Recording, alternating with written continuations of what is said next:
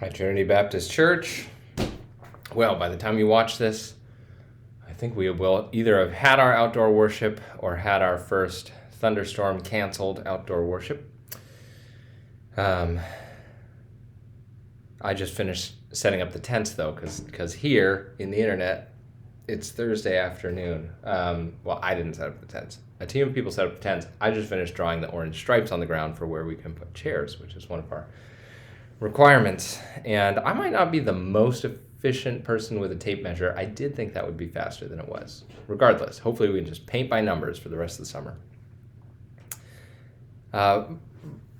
But as I walked back, while I was there, some other team had put up these signs that I know somebody else had painted yesterday, that somebody else had bought the day before, just letting the neighborhood know that we're having outdoor worship. The tents were put up by a ton of different people. I know Susan's working on other things right now. And as I think about all the people that are working together to create a place where we can preach the gospel, not knowing if God is having us do this to reach lost people, to encourage or teach us, to have a small gathering together with lots of people at home, to have a large gathering together with some people at home, we don't know. Thinking about that, I am inspired to go together to one of my favorite passages about ministry. This is one I thought about preaching in January when I visited to candidate. It's from 1 Corinthians chapter 3. Paul says, "For when one says, 'I follow Paul,' and another, 'I follow Apollos,' are you not being merely human?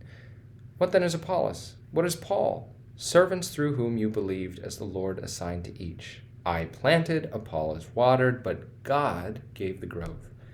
So neither he who plants nor he who waters is anything, but only God who gives the growth.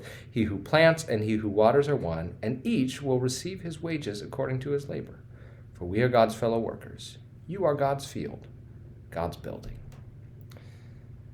I love this passage. I still remember where I was sitting in the cafeteria at Seattle Pacific University when it first really struck me as a paradigm shift that I needed to ponder, that it's not about me causing the growth or you causing the growth or anything any of us are doing right now to save people or see great growth in the church or any of these things. The growth is up to God. What's up to you and me is the task in front of us. And each will receive his wages, it says, not according to how much growth they created. Again, that's God, but according to their labor.